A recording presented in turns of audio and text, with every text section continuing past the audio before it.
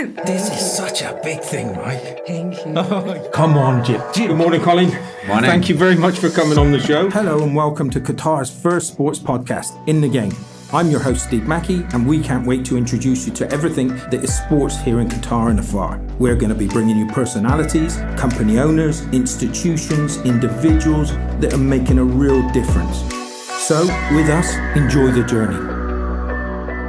Hello and welcome to In the Game, Qatar's first sports podcast. Today, again, wonderful guest. Abid, please introduce yourself. Okay, thank you. First of all, thank you very much for having me over.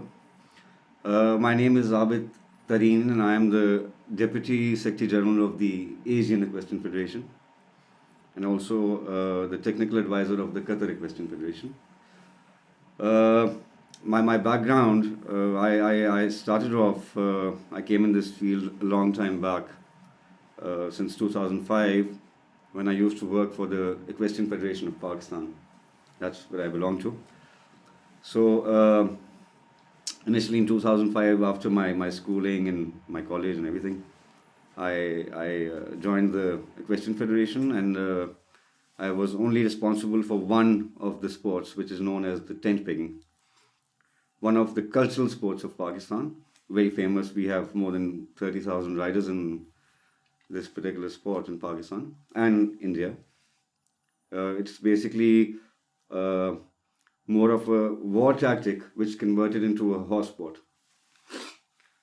Then later on I was given responsibility to take over one of the polo clubs in the capital city of Pakistan, and I was also looking after that.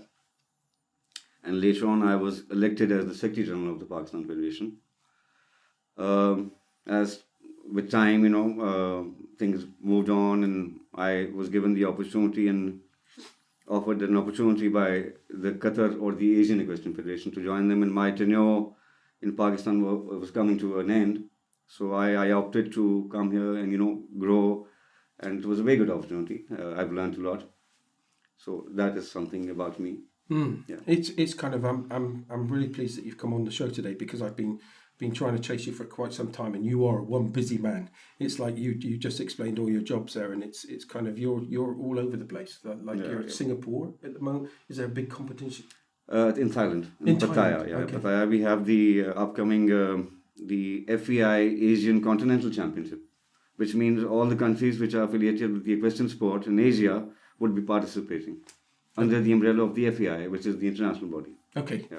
So let me just paint the picture and how we came together. Okay.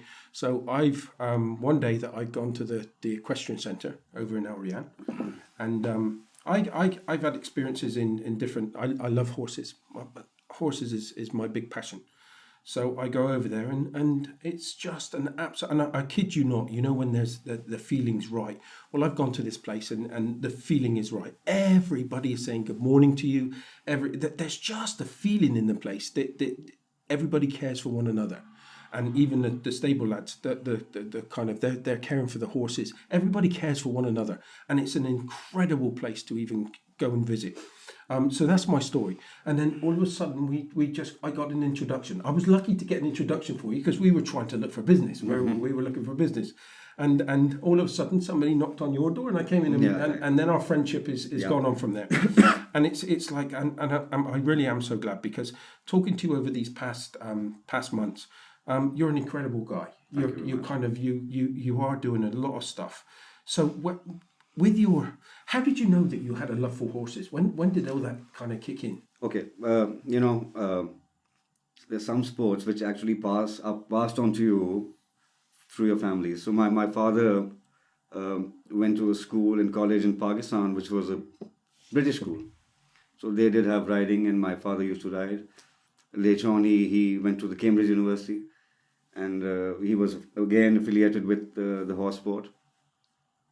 After that, my eldest brother, he went to the same system, the same college, and he became the captain of the riding team. So we eventually ended up buying our own horses, and I from day one, it just clicked. I got on the horseback, and I didn't know how to ride. And, being very young, I started, doing this, and then later on, when I grew a little older, I was given the opportunity to join a riding school in my hometowns. And from there, I got into this thing, and I it became my passion. And today, as time has passed by, my passion has become my profession, which is the best combination. It's something that all of It's our a win-win guests, situation. win-win situation, and it's kind of, that's what I like about your story, because one of those things is that you've got these big positions, but you're a very humble person. You're very humble. You think about others. They're the most important, and you think about the animals, and that's paramount. God has been very kind. Yeah. Yeah. So with these things, the polo. Let's talk. Okay, we'll talk about the horses. So you've done horse riding lessons. So then, when did it go?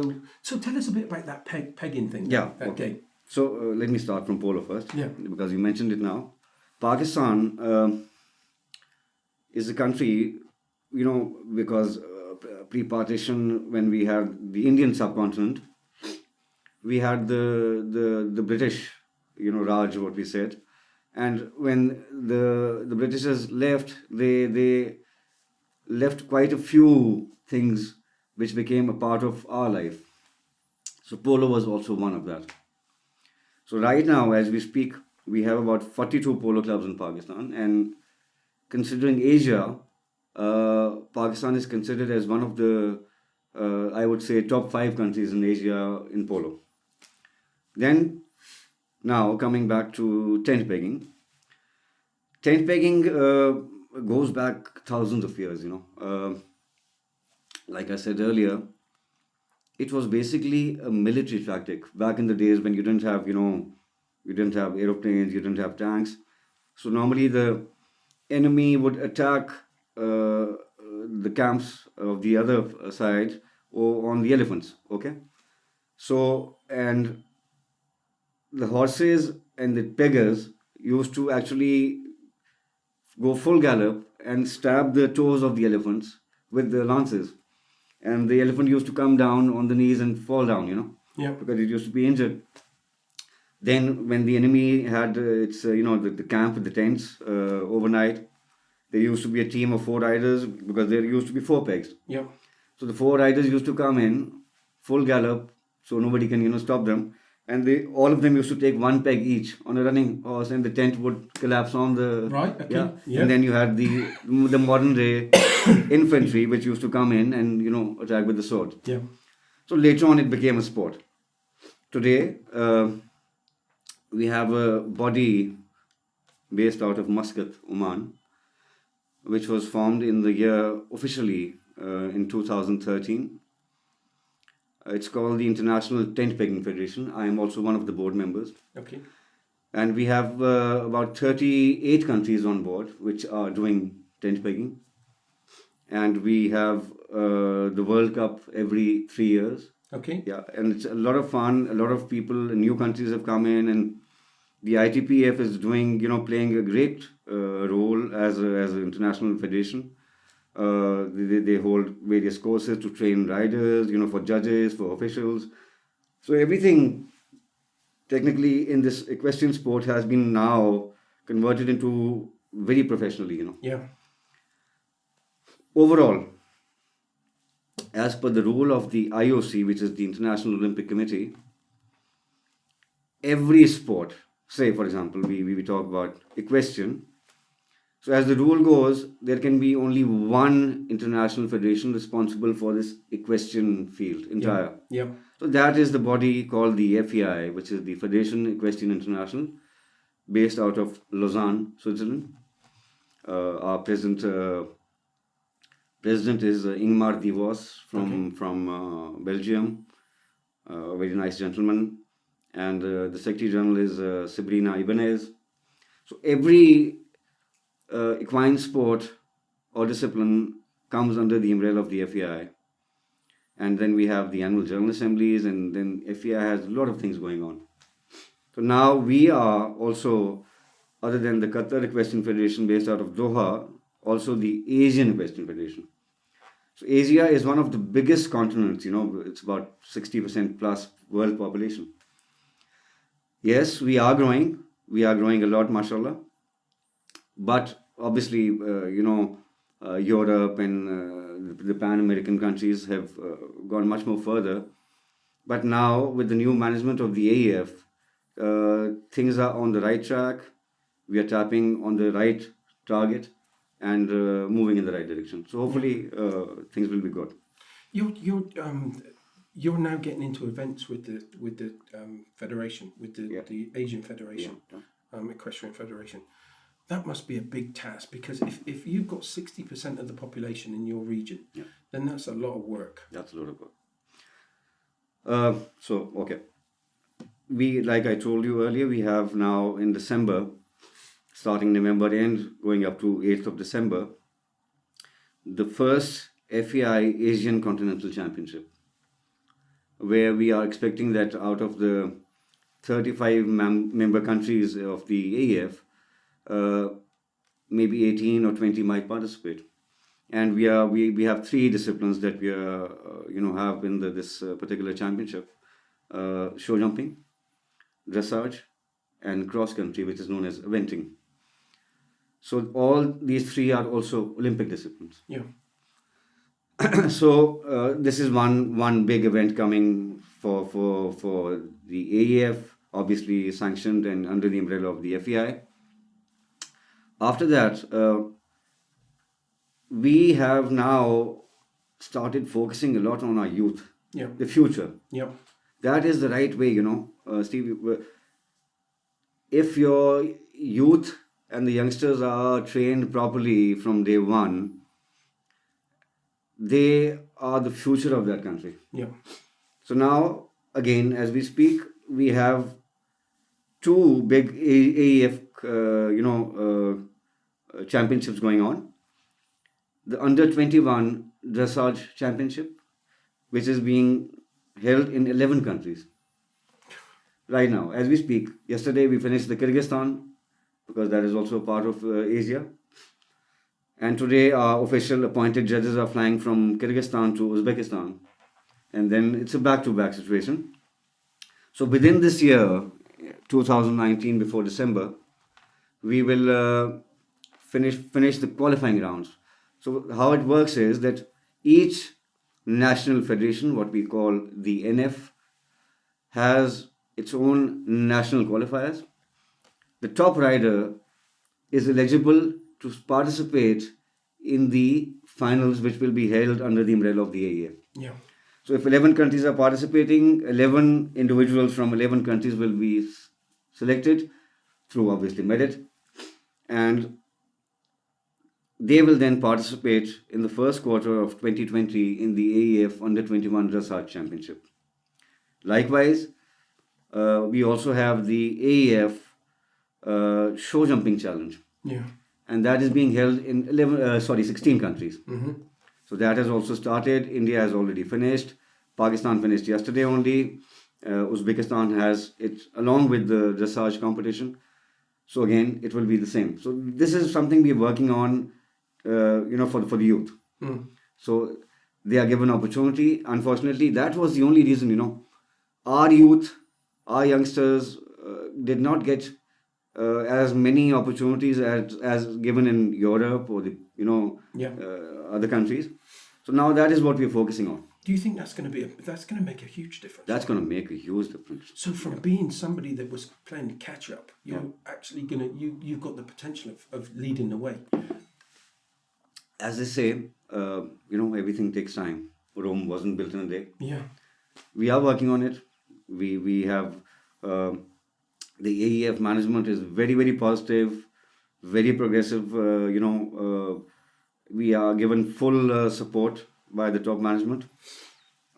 Also, I think it's important for me to mention here that other than our president, which is Mr. Hamad bin Abdurrahman Al Attiyah from Qatar, also the president of the Qatar Federation, then Badr Al Darwish being the Secretary General, again of Qatar and Asia. Our first vice president is from Japan.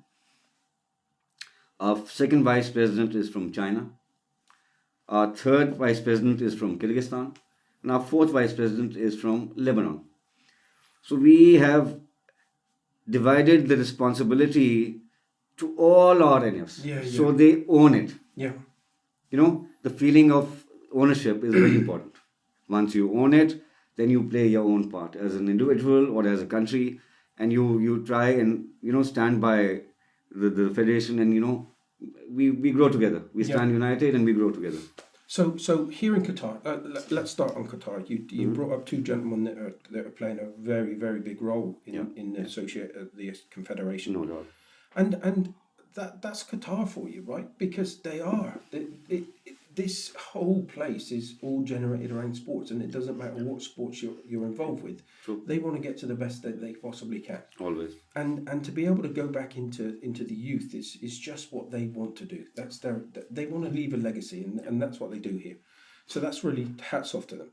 Now, your bosses, we were saying earlier, your bosses are the Olympic Committee.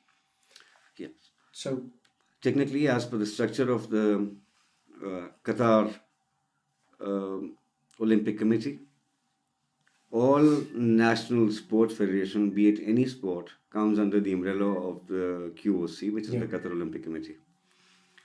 And other than that, so all NFs come under the QOC, and that's how they take it. Yeah, and I never realised just how big the Olympic Committee was, and the responsibilities that they have, right? Because they've got hundreds of sports that they're involved with, hundreds. And you can see, every day right now as we speak, we have the AEF athletics going on, and back to back, so many competitions going on, and in the future we have the 2022 World Cup coming up. It's amazing, how they've the facilities that are being developed, the support being extended by the government, by the Qatar Olympic. It's all so positive, and the entire world is actually looking towards Qatar now. Yeah, it's become a hub of sports now. And I suppose this is the love of the podcast. I get to meet so many different people, and these are people that are making a real difference within the sporting industry here. And it's only been 3 months, but the stories have been incredible, and yours is no exception. As I said before at the beginning of the podcast, I said I loved it when I came to your place, and that's how we first met. And it's like we can talk about all the big things, but sometimes looking at all the big things which you're involved with, you just don't stop there. You look at all the other things that are really important to you and the Confederation and everything here in Qatar. Can you tell us a little bit about what the type of events that you're running here, the type of events, what people can expect if they came to the Equestrian Centre? Okay, so as far as the Qatar Equestrian Federation is concerned, we are also affiliated with one of the top-notch equestrian facilities, which works hand in hand with the Qatar Equestrian Federation, which is Al Shakab. So we have many different facilities and courses which we offer across the board, starting from the Future Riders program, then the general riding for youth, then discipline specific training for if somebody wants to learn show jumping, they can come and learn show jumping, dressage, eventing. So everything is available here in Qatar. We have a lot of children from different schools and colleges coming in, taking classes, because we now, as the season starts in the second week of October, we also have big shows, happening in Doha. Like, I'll give you a few examples. We hold the Longines Global Tour, which is one of the world-class, competitions. Then we have the CHI. Then we have many international show jumping competitions. So there's a lot to see, there's a lot to learn, and there's a lot to offer. And it's available for anybody who is interested. Is more than welcome. Yeah, and again, you're pushing into those into the youth side of things. One thing, is it open to everybody? Is it just open to Qatari nationals, or is it open to everybody? It's open to anybody. Anybody and everybody is more than welcome. There's a membership system. You apply and you come and become a member, and anybody Yeah. income. And we have expats riding with us. And that's a big thing. I don't think expats here realise that there's these venues out there, and they really are. When you meet people like yourself, it's so friendly. It's just kind of it just is so friendly. And literally, honestly, just go and try. It's like you can just go there and you'll be pointed in the right direction, and you can get started as soon as you want to get started. So it is incredible. So just make sure that, again, Al Rayyan is the Equestrian Centre at Al Rayyan. Great place to start. And literally, as I said to you, there's so many different helpful people. You just got to go there and you'll get pointed in the right direction. Okay, I want to go back and I want to ask your honest opinion. Okay, because I love the place. I love the place. And I love the place because Al Shakab. And I keep on getting that wrong. It's Al Shakab. Al Shakab. Okay. On a global basis, where does it stand? Okay, Steve, my exposure to this sport or this field has been, for a long time now. In my official capacity, it's been approximately 14 years now. And before that,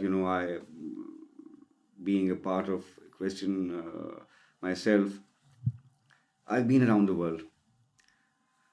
It is not because I'm sitting here in Doha and I'm saying it, but actually it is a world-class state-of-the-art facility. There is no doubt. There is no doubt. Yeah, I kind of... And, I don't have words to explain, actually. Yeah.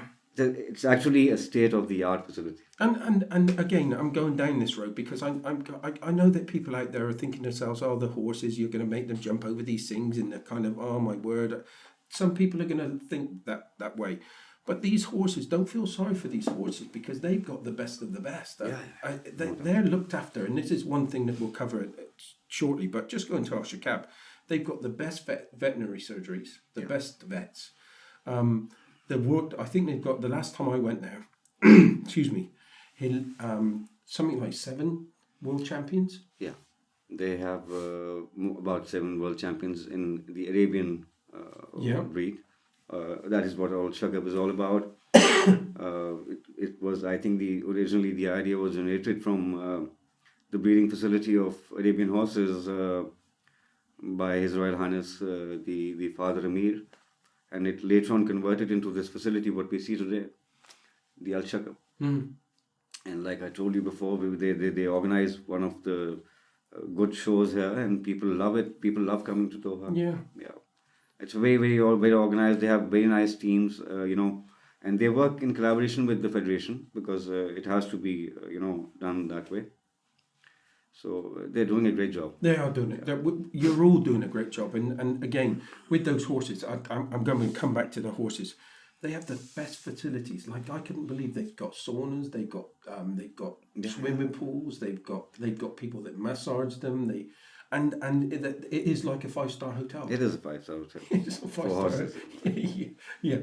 And so let's move on to Al Rayyan, because the Equestrian Centre there, again, when I went there, it was fantastic. And I've never, ever seen something of this stage. And I want you to talk, because I know that you're a big part of this too, with all the jobs that you do. And just go through the type of, how many horses you've got there, and the stables. It's like I've never seen stables like it. Excuse me. Okay, so coming to Al Rayyan, the Qatar Equestrian Federation, we have not only one setup, but the Qatar forces also are affiliated with us. The Lakhwiya, the Amiri Guard, they also have been given stables at the Qatar Equestrian Federation, Al Rayyan. So, as per the numbers we're talking about for maybe the Qatar Equestrian Federation, we are 100 plus horses on our own for general riding and for all the disciplines, show jumping, dressage and eventing. Other than that, we have horses which are owned by the government, Lakhwiya and the Amiri Guard, and then there are some private owners, the riders, which want to grow and have been trying to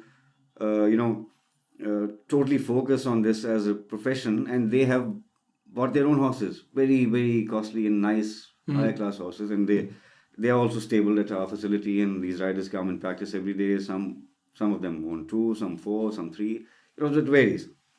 So overall, I would say the total number in the Equestrian Federation is about 250 plus horses, including everything. Other than the race club, which is also a subsidy of the thing, but nothing to do with Equestrian Federation of Qatar, but we are in the same facility. That's a flat race, and we are looking after all the other equine sports, disciplines. And so, again, and I'm just trying to give you an image of what this place is like. You've got one side that must go on for 400 meters. I kid you not. Yeah. 400 meters, and you've got stables every single part of the way up. At the top, it's like a big C shape.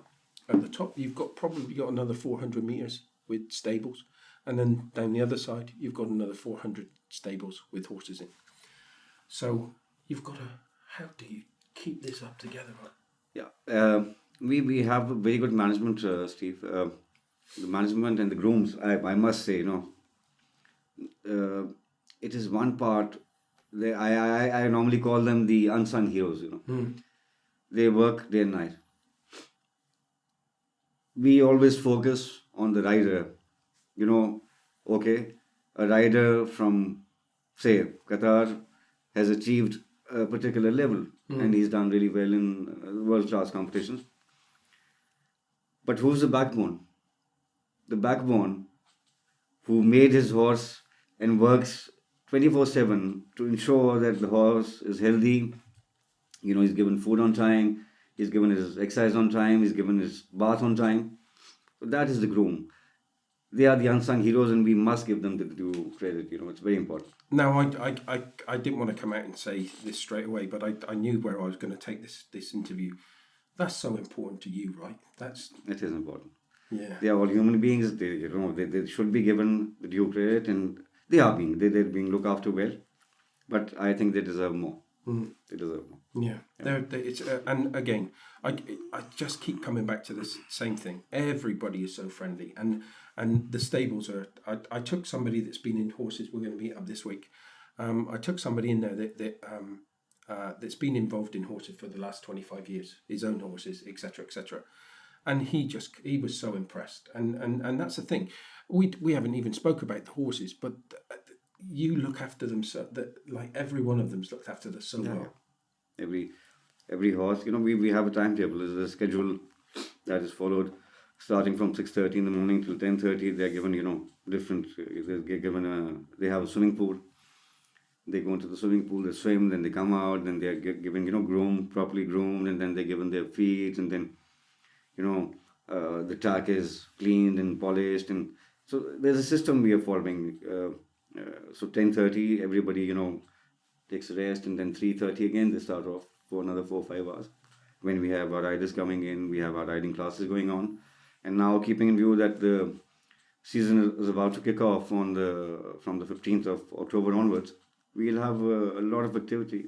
We're back to back. Every weekend we have a show. Okay, so what can anybody turn up to these shows? Anybody is more than welcome. And again, this is something I've been there for 3 shows, and it's a really good event because you've got lots of different types of nationalities. Everybody's friendly. If you spoke to anybody, they'd speak back to you. Even the horse riders, that everybody's interacting. So it's something that I would just tell everybody to try and have a go. So you're going to be running them from. I'm sorry, I'm so hot. You're running these events from when are they starting? 17th of October to be exact is the first competition, the Hatab Tour. Hatab Tour is a national ranking tour that has been created for, and it's spread over 12 competitions, starting from Hatab 1 going up to Hatab 12, which is the end of the season in March, April. So it's spread over, every alternate weekend or every weekend. So in between, we also have our top shows like, excuse me, the biggest competition we have in Qatar is the Amir Sword. The Amir Sword is where everybody gets the opportunity to, see His Royal Highness, the Amir himself. And that's a big honor for everybody. So he comes personally, and then other than that, we have many international competitions. Like I said before, the Longines Global Tour, the CHI, and the World Championship. So there's a lot going on. So that's fitted in between the Hatab, and it goes along like a back-to-back situation. So you can take your children along. Everybody's more than welcome. Yeah, and that's another thing. It's like I don't know. Take your kids along. Just go and see. Sometimes I hear people look up and say, "There's not much going on." Okay, here's they're going to be very busy. Okay, so go and take the time out. It's not very far. It's Al Rayyan, up by it's near Spar Academy, Spar Academy. Al Farousia. Yeah. So go and find out. Go and take the kids. You never know. Your child could be the next world champion. You never know. You never know. Yeah. And it's kind of like that, right? It's kind of, and again, I know that sometimes people say, you're just you're saying this because you're in Qatar. I'm telling you, one thing that I do know is that they give the opportunity to everybody, no matter what sport you're involved in. If you want to get involved, they want you to get involved. Doha has everything to offer. Unlimited opportunities lying there. If you're worth it, you're interested, just go and tap on it, and you're given the opportunity. And it's like, and again, I tell this to everybody: just go and knock on somebody's door. If you want to find something out about it, just go there. Everybody will talk to you. Everybody will show you the right way to go. And if you want to get involved in this, or you want to get your children involved in it, you've got your equestrian centre, you've got Al Shikab. You've got many places that you can go and take the kids along, and you're constantly doing different types of events so that it's really good. And for children, throughout the year we have classes going on, because we have, we've seen the facility. We have indoor arenas, even in summers when it's peak heat touching 48, 50. Even then we have riding classes going on, because we have air conditioned indoor arenas. So something positive. To do for the children. It's a nice time pass. And also another very important thing, we must understand that the horse is a very, very noble animal. Yeah. And the horse teaches you so much. It actually teaches you discipline. It has positive vibes being given to the rider. So it is something that one must experience. It's very important. Yeah. And again, I don't know why. I when I was a youngster, I was stupid at the time. Let me tell you, kids, I am stupid. I had a tattoo, and it was of a horse, because I loved horses. Never got to ride any, except the one in the field. We used to cut the grass and feed the horse with the grass cuttings. Yeah. And then we used to just quickly get onto its back, and then when we took the horse cuttings away, it would run off up the other side of the field. It was just amazing. So I never had these type of luxuries, but I loved the horses. I just loved horses, and to now where I find I then find out that I'm the Chinese year of the horse. Some people believe in it, some people don't. But I love horses, and they are noble, and they have something about them. No doubt. I saw my friend when he came. He was putting his hand in the horse's mouth and just tickling the part of the nose, and they were loving it. They were so it's really good. You need to go. Honestly, please, just go and see. Just go and take a part of this, because it really is something special. Yeah. What's before we finish up the show, because it's been I know that people are going to enjoy this. What's your ambitions for the next few years? As far as the Qatar Equestrian Federation is concerned, it's it has a specific plan they follow every year, and things are growing, alhamdulillah. As far as the Asian Equestrian Federation is concerned, we with the new management of the AEF, the Asian Equestrian Federation, like I told you, from Qatar, I feel that after many years we are on the right track. Mm-hmm. There was a gap, something that was felt. There wasn't much activity, but now I think we are on the right track and moving in the right direction. And our ambitions are not. I cannot claim that we will be able to catch up with obviously Europe or the Pan-American countries or anywhere. it's not about catching up with somebody. It's about taking along our own AEF family, which is 35 countries, and trying to improve every year. So we are trying to create more competitions, more opportunities for our youth and the senior riders. So once they do more competitions, they develop confidence, they develop, they learn. You actually learn through watching. You might be making some mistakes when you're riding, or there might be some fault which you can see. Oh, there's a rider who's riding so well, and you can actually copy him. So you learn. So even by watching, you learn so much. Yep. And I think we're on the right direction, inshallah. So sky is the limit. Hey, listen, you're doing an amazing job, and Thank you so much. There's a lot of people talking about it. There is. You're doing an incredible job. You please don't give in. I know you won't. You're not that type of person, but I think that you're doing wonders. Everybody at the federation, you're doing fantastic. Thank you very much, and thank you for having me over. And I think the social media and the media has a lot of positive part for the growth of any sport. Your cooperation and your collaboration, your media is playing a very, very, very positive part for the growth of our sports, and we thank you very much for that. Yeah, I tell you, I'm so glad that you came in today. Yeah. And before we finish, I'm going to leave a little message. Your kids. I've got 4 kids. I'm lucky enough that they're all grown up now. I've got 3 grandchildren. One's coming in December, which I'm very, very blessed with. Look, there's one of them, I'm sure. One of you out there has got some children that could be the next big thing in horse jumping, equestrian. Yep. Okay, go and find the place. Go and see the place. It's fantastic. The people there that are incredible. They're all friendly. They're all nice. Just take that step. Go and see if you like it. Go for just an occasion. It's incredible. Honestly, it really is. So I'm hoping that you take us up on our offers, because you have got people like Abid out there that are doing something big in this. So please go and see. Anyway, Steve, before you finish, I have a small request. I have a small souvenir for you. If you allow me to present it to you. Yeah, perfect. Thank you so much indeed. You want me to please present it to you?